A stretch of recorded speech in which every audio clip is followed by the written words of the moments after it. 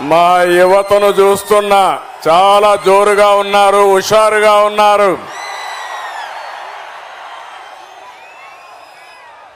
గౌరవనీయులు power star మిత్రులు, మీరు అభిమానించే నాయకుడు, జనసేన అధినేత పవన్ కళ్యాణ్ గారు.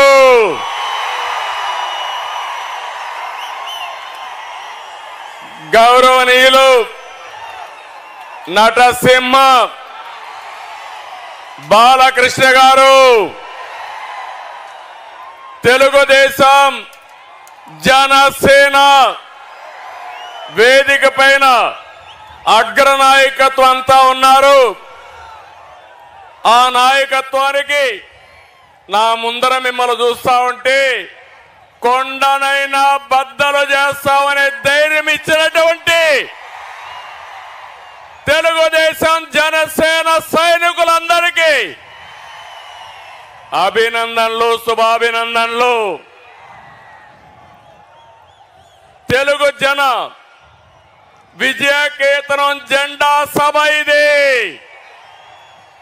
ఈ రోజు 28వ తారీఖు ఫిబ్రవరి నెల 2024 తాడేపల్లిగూడెం చరిత్ర తిరగరాసే రోజు ఈ రోజని మరొక్కసారి మీ అందరికీ విజ్ఞప్తి చేస్తున్నా.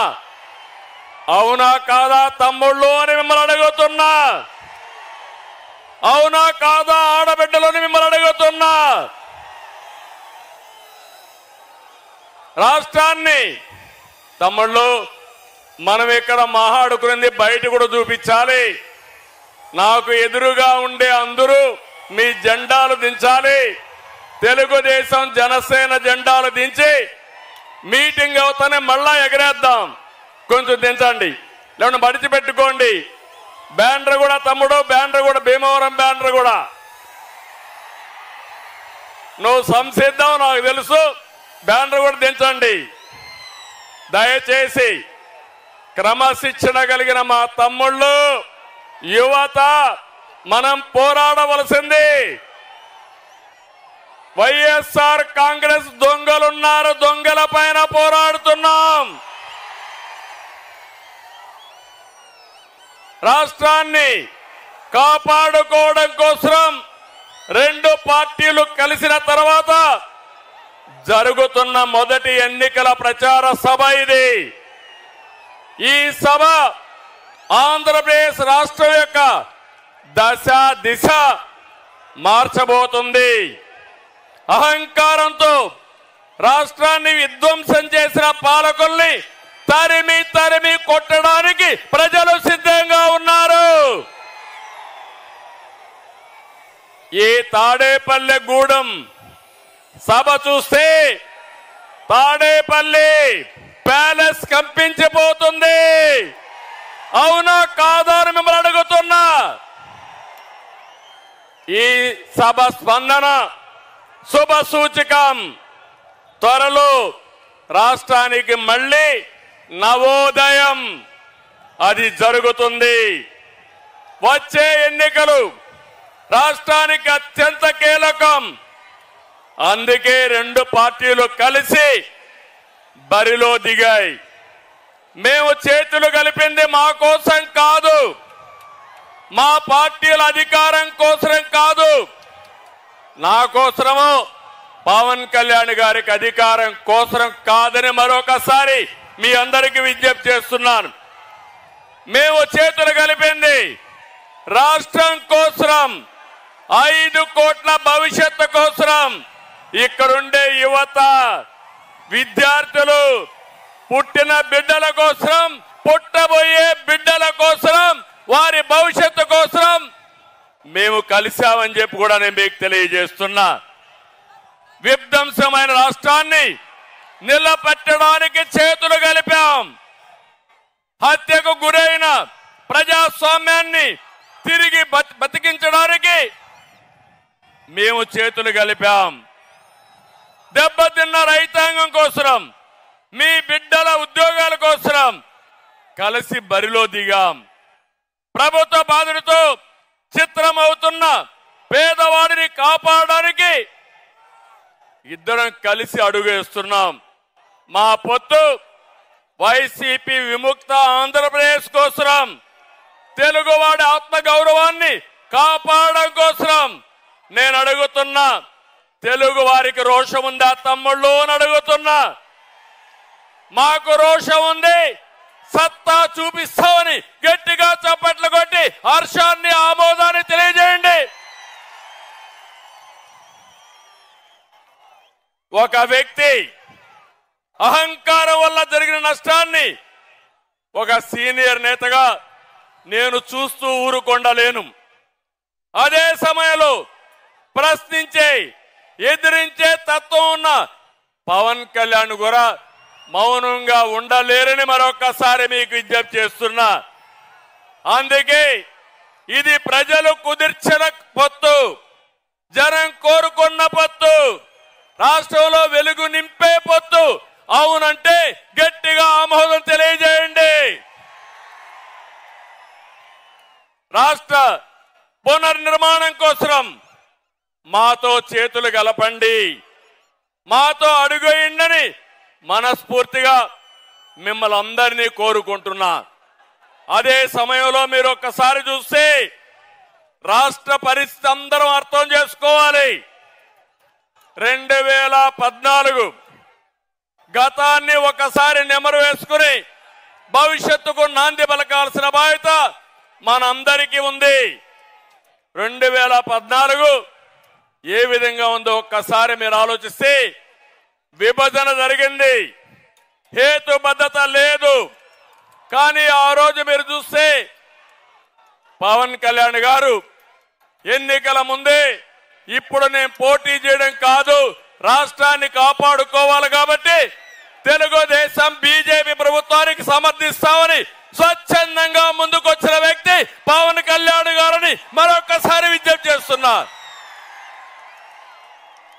అక్కడి నుంచి మేము అధికారాన్ని ఒక బాధ్యతగా తీసుకున్నాం. ప్రతి క్షణం రాష్ట్రం కోసం ఆలోచించాం. నాడు మీరిచ్చిన అధికారంతో ఆర్థిక కష్టాలున్న రాష్ట్రం, రాజధాని లేని రాష్ట్రం, పరిపాలన అస్తవ్యస్తంగా ఉన్న రాష్ట్రం, అవన్నీ కూడా అంచెలంచెలుగా ఏం చేయాలని ఆలోచించాం. అయితే ప్రజలందరూ కూడా ఒక షాక్ లో ఉన్నారు.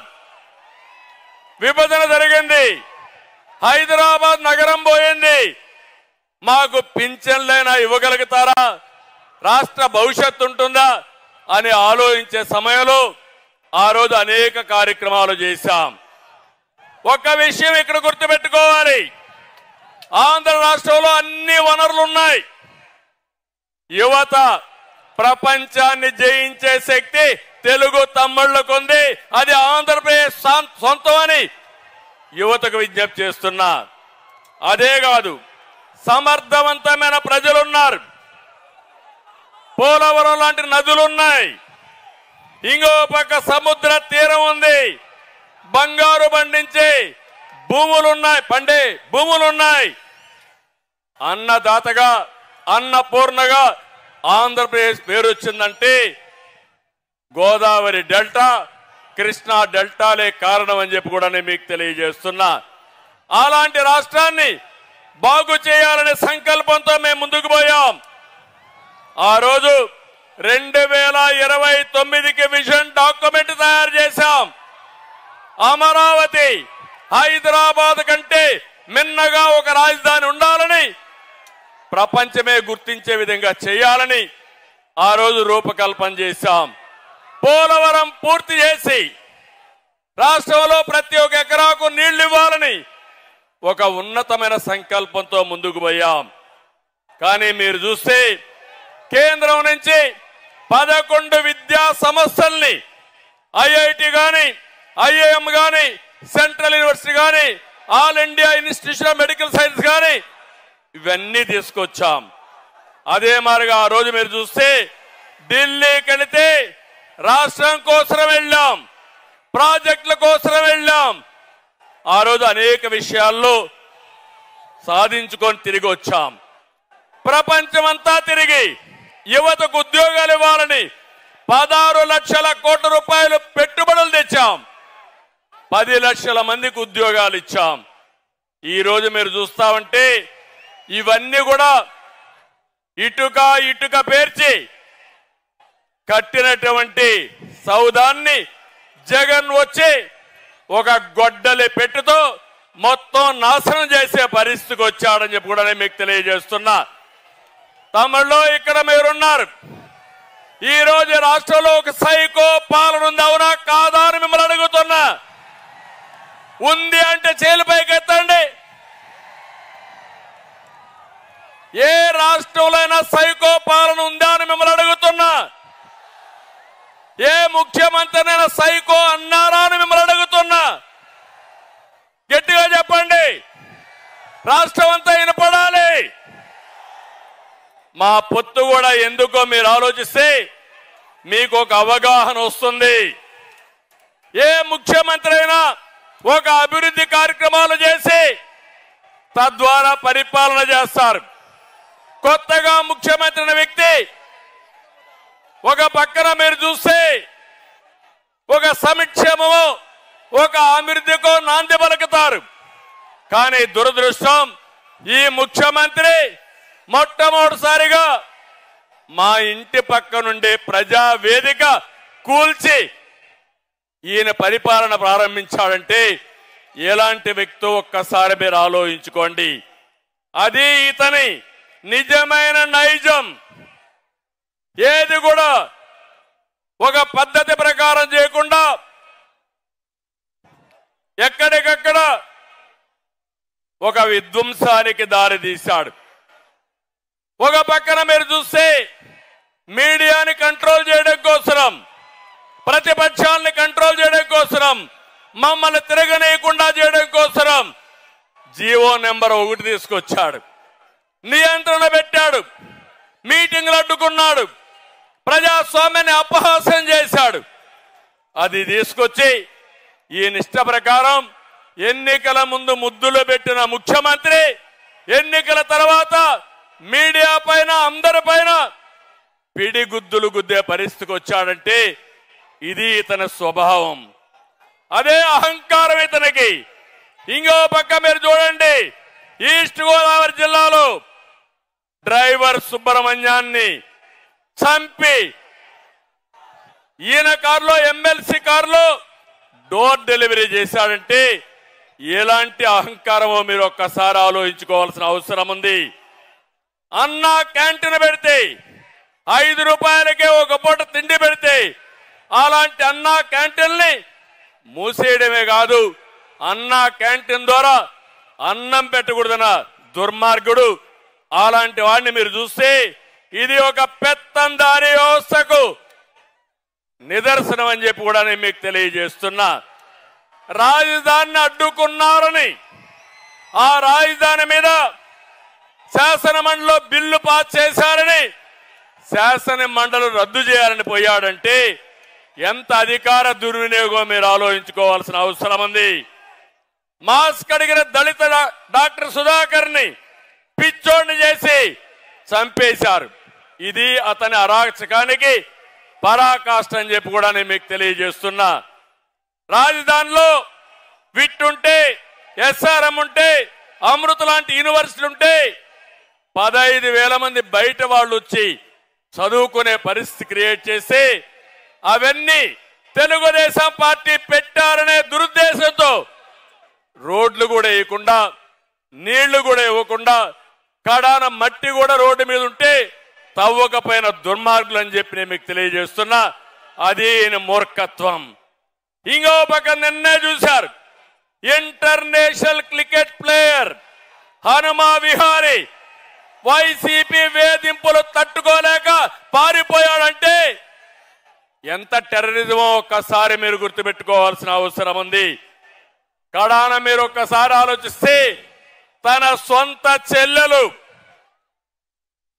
ఆస్తి తగాదాలు, ప్యాలెస్ తగాదాలు, విభేదించి వేరే పార్టీలో చేరితే ఆవిడ యొక్క పుట్టుక పైన, చెల్లెల పైన, తల్లి పైన సోషల్ మీడియాలో పోస్టింగ్స్ పెట్టాడంటే ఎలాంటి వ్యక్తో ఒకసారి మీరు ఆలోచించుకోవాలి. ఇది యొక్క ముఖ్యమంత్రి యొక్క మానసిక స్థితికి నిదర్శనం. ఇక్కడే పవన్ కళ్యాణ్ గారు ఉన్నారు.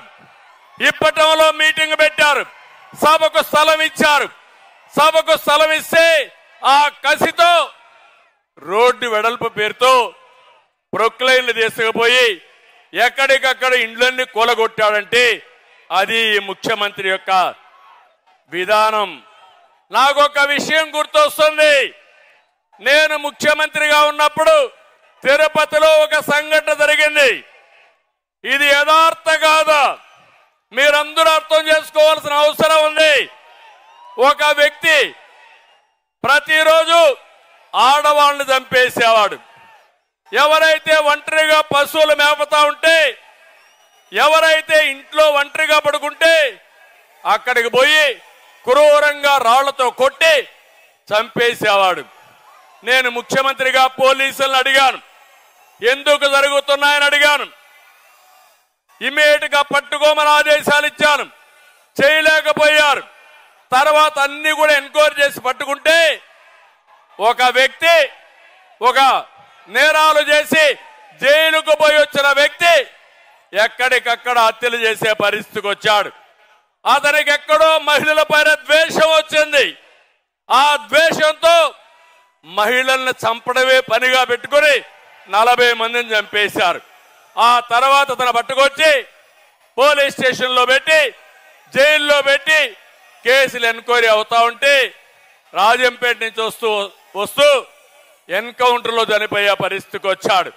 నేను ఒకటే చెప్తున్నా, ఆ కేసుకు ఈ కేసుకు ఒకసారి చూస్తే ఈ ముఖ్యమంత్రి ఈ రాష్ట్రాన్ని సర్వనాశనం చేయడం కోసం ఆయనకు డబ్బులు కావాలి, రాజకీయ వ్యాపారం. దీనికి అడ్డొస్తే చంద్రబాబు లెక్కలేదు, పవన్ కళ్యాణ్ లెక్కలేదు, వేదిక పైన లెక్కలేదు, మీరు లెక్కలేదు. అందరినీ అణిచివేయడమే ఆదేశంగా పెట్టుకుని ముందుకు పోయే పరిస్థితికి వచ్చాడు. నేను అందుకే మిమ్మల్ని అందరినీ కోరుతున్నా, ఈరోజు మనందరి పైన ఒక పవిత్రమైన బాధ్యత ఉంది. వైఎస్ఆర్ కాంగ్రెస్ పార్టీని చిత్తుగా ఓడించి సైకో నుంచి రాష్ట్రాన్ని విముక్తి చేయాలి. సిద్ధమా తమ్ముళ్ళు అని మిమ్మల్ని అడుగుతున్నా, సిద్ధమా అని మిమ్మల్ని అడుగుతున్నా. ఈరోజు మీరు చూస్తే జగన్ విధ్వంసం, అరాచకాలను పరిస్థితి, దాడులు, కేసులు ఇవన్నీ పెట్టే పరిస్థితికి వచ్చారు. ఇంకో పక్కన ఈరోజు మీరు ఒకసారి చూస్తే ఒక్క విషయం ఈ తాడేపల్లిగూడెం సభలో చెప్పాలనుకుంటున్నాను. ఈ రాష్ట్రాన్ని ముఖ్యమంత్రి జగన్మోహన్ రెడ్డి రాష్ట్రంగా చూడడం లేదు, రాష్ట్రంలో ప్రజలున్నారనే ఆలోచన లేదు. రాష్ట్రాన్ని కులాల మధ్య, ప్రాంతాల మధ్య, వర్గాల మధ్య విభజించి ఆయన అధికారం కోసం సర్వనాశనం చేయాలని ఆలోచిస్తున్నాడు. నేను ఒకటే మిమ్మల్ని కోరుతున్నాను, కులాలు కూడబెట్టవు. మంచి పాలకులు, మంచి ప్రభుత్వం మాత్రమే మన జీవితాలను మారుస్తున్నాయి. అట్లా కాకుండా ఒక చెడు వ్యక్తి వస్తే ఆ కులం వాళ్ళు కూడా సర్వనాశనం అయ్యే పరిస్థితికి వస్తారు. ఈ విషయం మీరు గుర్తుపెట్టుకోండి. అందుకే ఈరోజు మేము ఒకటే కోరుతున్నాం, ఆంధ్రప్రదేశ్ అంటే ఒక మంచి రాష్ట్రం.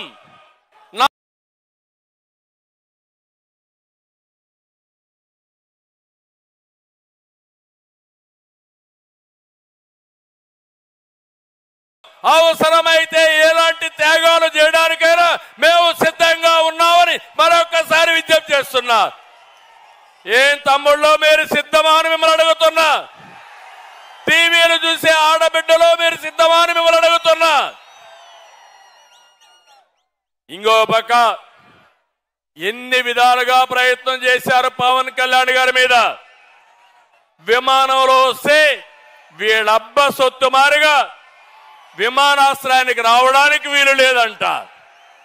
విశాఖపట్నంలో వీధుల్లో తిరుగుతా ఉంటే తిరగకూడదని ఆయన హోటల్లో కట్టడి చేసే పరిస్థితికి వచ్చారు. కడాన అహంభావం ఎంతవరకు వెళ్ళిందంటే సినీ ప్రముఖులు కూడా శాసించే పరిస్థితికి వెళ్లారు.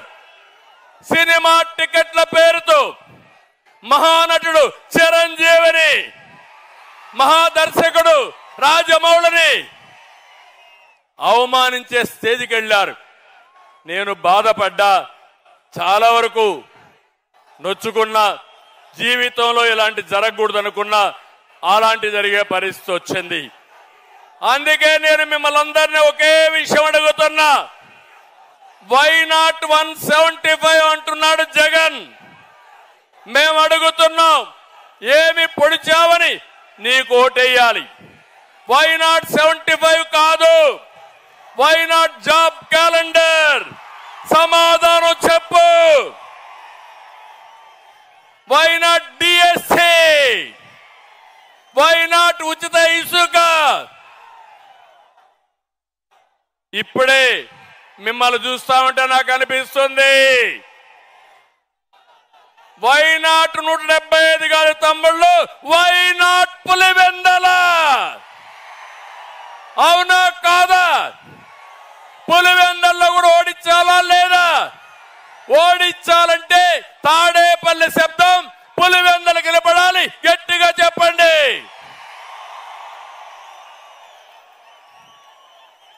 నేను ఒకటే చెప్తున్నా, ఇవన్నీ వదిలిపెట్టు జగన్మోహన్ రెడ్డి. ఊ కిల్డ్ బాబాయ్? ఊ కిల్డ్ బాబాయ్? సమాధానం చెప్పమని సవాలు విసురుతున్నా. న్యాయమవునా కాదా యువత? తమ్ముళ్ళు, ఇంకో పక్క జగన్ ఒక బ్లఫ్ మాస్టర్. అవునా కదా? బ్లఫ్ మాస్టర్ అవునా కాదా? మామూలుగా బ్లఫ్ మాస్టర్ అంటే అబద్ధాలు పదే పదే చెప్పడం, రెండో చేయని పనుల్ని చేసినట్టు చెప్పుకోవడం. ఇది చేసే వ్యక్తుల్ని బ్లఫ్ మాస్టర్ అంటారు. ఒకప్పుడు నేను చూశాను ఊరల్లో కణికట్టు కట్టేవాళ్ళు. కణికట్టు అంటే ఉన్నది లేని పదే పదే చెప్పి మనం నమ్మించాలని ప్రయత్నం చేసేవారు. అలాంటి వ్యక్తి జగన్మోహన్ రెడ్డి. నేను అడుగుతున్నా, 25 మంది ఎంపీలు ఇస్తే ప్రత్యేక హోదా తెస్తా అన్నావు, తెచ్చారా అని అడుగుతున్నా. మద్యపాన నిషేధం చేస్తా ఉన్నావు, చేశావా అని అడుగుతున్నా. సిపిఎస్ రద్దు చేస్తా అన్నాడు, చేశాడా అని నేను అడుగుతున్నా. నిన్ననే కుప్పం చూశారు తమ్ముళ్ళు, పేపర్లో వచ్చింది. నా నియోజకవర్గం 35 ఏళ్లుగా ఎమ్మెల్యేగా ఉన్నా, అక్కడ ముఖ్యమంత్రిగా ఉన్నా. కుప్పానికి నీళ్లని ఈ ముఖ్యమంత్రి నాటకాలు వేశాడు. నేరుగా కుప్పం వెళ్ళాడు, ట్యాంకర్లో నీళ్లు తీసుకుపోయాడు, కాలువలో నీళ్లు పెట్టాడు. అక్కడి నుంచి మీరు చూస్తే కొత్తగా గేట్లు తీసుకుపోయాడు. ఇవి చూస్తే మా పవన్ కళ్యాణ్ గారు కానీ మా జయకృష్ణ ఏ మాత్రం లాభం లేదు. సినిమా సెట్టింగ్ వేశాడు, నీళ్లు వదిలిపెట్టాడు, సాయంత్రం వదిలిపెట్టి వచ్చాడు. తెల్లవారితో నీళ్లు లేవు, అక్కడ గేట్లు పెట్టాడు. ఉదయం 11:30 గంటలకు గేట్లు పెట్టి తర్వాత రోజున 10:30 గంటలంటే 23 గంటల్లో సినిమా సెట్టింగ్లు కూడా తీసుకొని వెళ్లిపోయే పరిస్థితికి వచ్చారు. ఇది ముఖ్యమంత్రి విశ్వసనీయత. నేను చెప్తున్నా, నేను మొన్నే పిలిపించా, నా నియోజకవర్గం ప్రజలకు విజ్ఞప్తి చేశా, 1,00,000 ఓట్ల లక్ష్యంగా బాబుకు సహకరించమని ఒక పిలిపించా. ఈ రోజు ఇక్కడ చెప్తున్నా, జగన్మోహన్ రెడ్డి నా నియోజకవర్గంలో 1,00,000 మెజారిటీ వస్తాయి, నీ నాటకాలు ఎవ్వరూ పట్టించుకోరని మరొకసారి తెలియజేస్తున్నా. తమిళు ఇంకో పక్క ఒక ఫ్లాప్ సినిమా జగన్ది 2019లో అధికారం కోసం పాదయాత్ర చేశాడు, జ్ఞాపకం ఉందా అని మిమ్మల్ని అడుగుతున్నా. నేను గాని అనుకోనంటే పాదయాత్ర చేసేవాడా అని మిమ్మల్ని అడుగుతున్నా.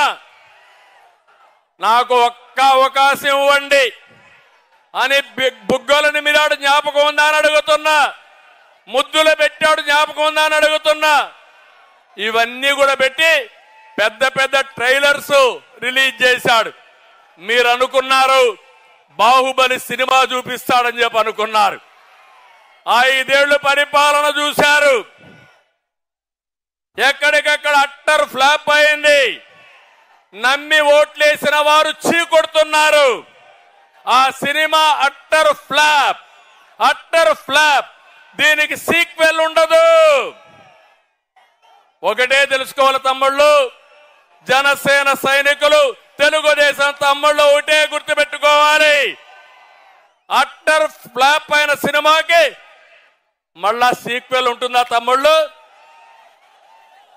అందుకే ఆ సినిమా అయిపోయింది, 40 రోజులే ఉంది.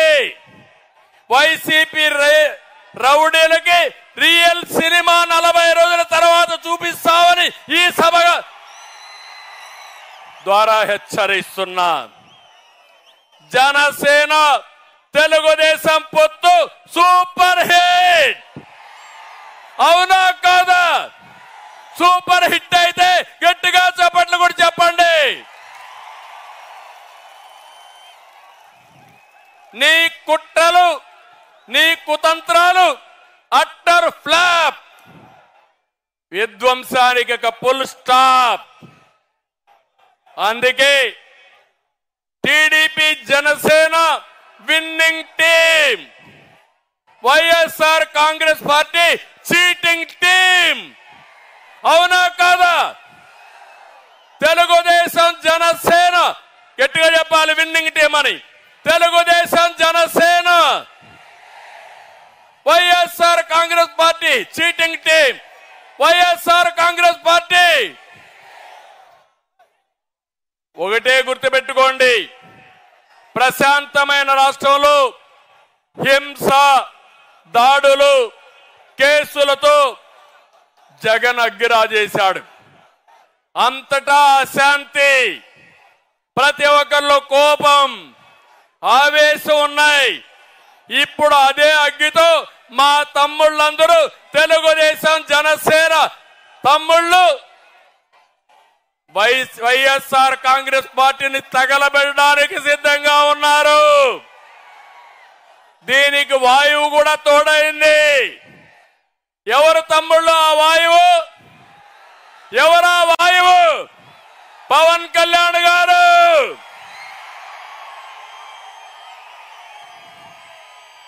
ఇక అగ్గికి వాయువు తోడైతే ఏమవుతుంది?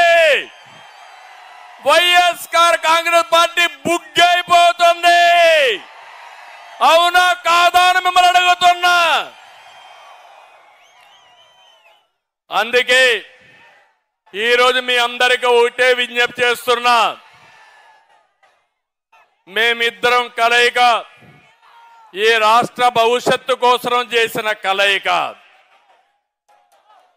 ఈరోజు 99 సీట్లు అనౌన్స్ చేశాం, మిగిలిన సీట్లు కూడా అనౌన్స్ చేస్తాం. ఈ 2 కూడా మీ ఆశీర్వాదాల కోసం మొదటి మీటింగు ఈ తాడేపల్లిగూడెంలో పెట్టాం. ఇది చూసిన తర్వాత నాకు అర్థమైపోయింది, ఈ గెలుపు ఎవ్వడు ఆపలేడు. గెలుపు మనదే, అవునా కాదా? అయితే మేము కూడా ఒక బాధ్యతగా అభ్యర్థుల ఎంపిక కూడా చేస్తున్నాం. 1,30,00,000 మందిని ప్రజాభిప్రాయం సేకరణ చేసి ఎక్కడికక్కడ అవగాహన చేసి ప్రజల్లో ఎవరుంటారో వాళ్ళనే అభ్యర్థులుగా పెట్టడానికి ముందుకెళ్తున్నాం. ఈ అభ్యర్థులు చూసిన తర్వాత జగన్లో భయం మొదలైంది. దీంతో మళ్ళా అభ్యర్థులు మారుస్తానంటున్నాడు. మన అభ్యర్థులు విద్యావంతులు, పేరున్న వారు. జగన్ అభ్యర్థులు స్మగ్లర్లు, రౌడీలు. వైసీపీ అభ్యర్థులు మళ్ళా గెలిస్తే రక్షణ ఉంటుందా అని మిమ్మల్ని అడుగుతున్నా. అందుకే బూతులు మాఫియా నేతలు కావాలన్నా, ప్రజలకు సేవ చేసి మంచి వ్యక్తులు కావాలన్నా మీరే ఆలోచించండి. రాష్ట్రాన్ని పునర్నిర్మాణం చేసుకోవాలి, మంచి చేయాలని తపన మాలో ఉంది, సంకల్పం ఉంది, బాధ్యత ఉంది. కావాల్సింది మీ మద్దతు ఇస్తామని ఆశీర్వదించమని మరొక్కసారి కోరుతున్నా. జగన్ రాష్ట్రాన్ని ఎలా దోచుకోవాలో స్కెచ్ ఉంది. మా దగ్గర రాష్ట్రాన్ని ఎలా అభివృద్ధి చేయాలి, ఎలా నిలబెట్టాలని బ్లూ ప్రింట్ ఉందని మీ అందరికీ విజ్ఞప్తి చేస్తున్నా. బాధుడు లేకుండా సంక్షేమం చేస్తాం, కోతలు లేకుండా పథకాలు ఇస్తాం, పెట్టుబడులు తెచ్చి సంపద సృష్టిస్తాం, నీళ్లు ఇచ్చి రైతులు బతికిస్తాం, యువతకు ఉద్యోగాలు ఇస్తాం. ఈ మాఫియా పాలకుడు తాను దోచుకున్న డబ్బులతో మళ్ళా మీ దగ్గరకు వస్తున్నాడు. నేను ఒకటే మిమ్మల్ని కోరుతున్నా, మేము సంపాదించే సంపద ద్వారా వచ్చే ఆదాయం ఈ పేదవాళ్ళకే ఇస్తాం. అది అనునిత్యం జరుగుతుందని చెప్పి కూడా నేను మీకు తెలియజేస్తున్నా. అందుకే సూపర్ 6 అనే కార్యక్రమం తీసుకొచ్చాం. రేపో ఎల్లుండో మళ్ళీ అన్ని వర్గాల్ని న్యాయం చేసేట్టుగా బీసీ డిక్లరేషన్ ఇస్తాం, ఎస్సీకి డిక్లరేషన్ ఇస్తాం, ఎస్టీల కోసం ఆలోచిస్తాం, మైనారిటీల కోసం చేస్తాం, మహిళల కోసం ఆలోచిస్తాం, రైతుల కోసం ఆలోచిస్తాం. కడకు ఉద్యోగులకు కూడా న్యాయం చేసే విధంగా తెలుగుదేశం పార్టీ జనసేన ఎన్నికల మేనిఫెస్టో తొందరలోనే రిలీజ్ చేస్తామని ఈ సభ ద్వారా మీకు తెలియజేస్తున్నా. అందుకే ఒక్క విషయం నేను మిమ్మల్ని అందరినీ కోరుతున్నా. ఈరోజు ఈ పవిత్రమైన సభలో, రాష్ట్రాన్ని కాపాడే ఈ మహాసభలో ఒకే విషయం మిమ్మల్ని కోరుతున్నా. మనం ఐక్యంగా ఉండడానికి, ఈ రాష్ట్రం బాగు కాకుండా చూడడానికి అనేక కుట్రలు కుతంత్రాలు చేస్తారు. ప్రతి ఒక్క వ్యక్తి అప్రమత్తంగా లేకపోతే రాష్ట్రం నాశనం అయిపోతే, రాష్ట్రం నష్టపోతే అందులో కూడా మనం కూడా బాగాలి. అందుకే అందరికీ సీట్లు ఇవ్వలేకపోవచ్చు, కానీ అటు జనసేన ఇటు తెలుగుదేశం కోరుకున్న వాళ్ళందరికీ సీట్లు ఇవ్వలేం. కానీ ఒకటి మాత్రం మేము హామీ ఇస్తున్నా ఈ మహాసభలో, పవన్ కళ్యాణ్ గారి సమక్షంలో. అది ఏంటంటే, పని చేసిన ప్రతి ఒక్క కార్యకర్తకు, నాయకుడికి న్యాయం చేసే బాధ్యత ఈ రెండు పార్టీలు, ఈ ఇద్దరు నాయకులు మేము తీసుకుంటాం. ఒక్క విషయం మీరు గుర్తుపెట్టుకోండి, నేతలు ఎవరు ఎగోకు పోవద్దండి. ఎవరు ఎక్కువ కాదు, ఒకరు తక్కువ కాదు. ఒక పార్టీ వెనకాన మరో పార్టీ నడవడం లేదు. రెండు పార్టీలు కలిసి ప్రజల కోసం అడుగులేస్తున్నాం. పార్టీల నిర్ణయాన్ని ఆదేశాల్ని అర్థం చేసుకున్న తెలుగుదేశం జనసేనకులకి శిరస్సు వంచి నా నమస్కారాలు తెలియజేస్తున్నా. ఈ విషయం ప్రతి ఒక్కరూ అర్థం చేసుకోవాల్సిన అవసరం ఉంది.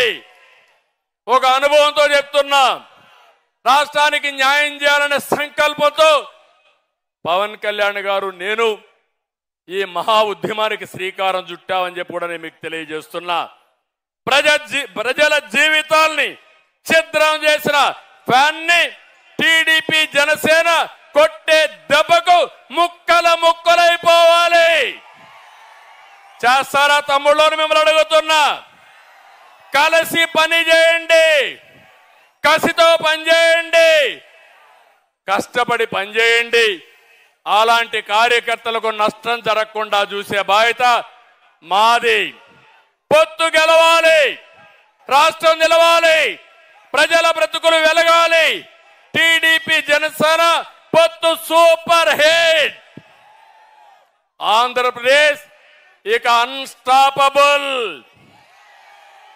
ఆంధ్రప్రదేశ్ ఇంకా అన్స్టాపబుల్.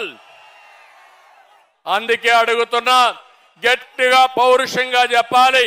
తెలుగుదేశం జనసేన పొత్తంటే ఐక్యత వర్ధిల్లానికి చెప్పాలి. తెలుగుదేశం జనసేన ఐక్యత వర్ధిల్లాలి గట్టిగా. తెలుగుదేశం జనసేన ఐక్యత, తెలుగుదేశం జనసేన ఐక్యత, తెలుగుదేశం జనసేన ఐక్యత. Thank you. మిమ్మల్ని చూశాను, చాలా ఆనందంగా ఉంది.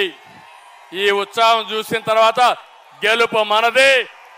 ఎన్నికలయ్యే వరకు నిద్రపోవద్దని మరొకసారి విజ్ఞప్తి చేస్తూ అందరికీ నమస్కారాలు. జై హింద్.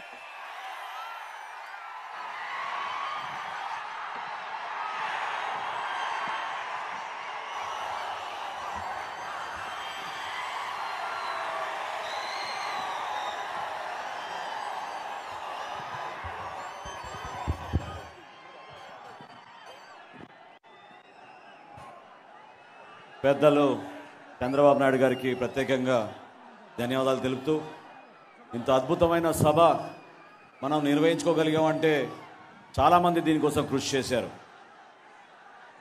పార్టీ అధ్యక్షులు పవన్ కళ్యాణ్ గారు మాట్లాడే ముందుగా ఈ సభ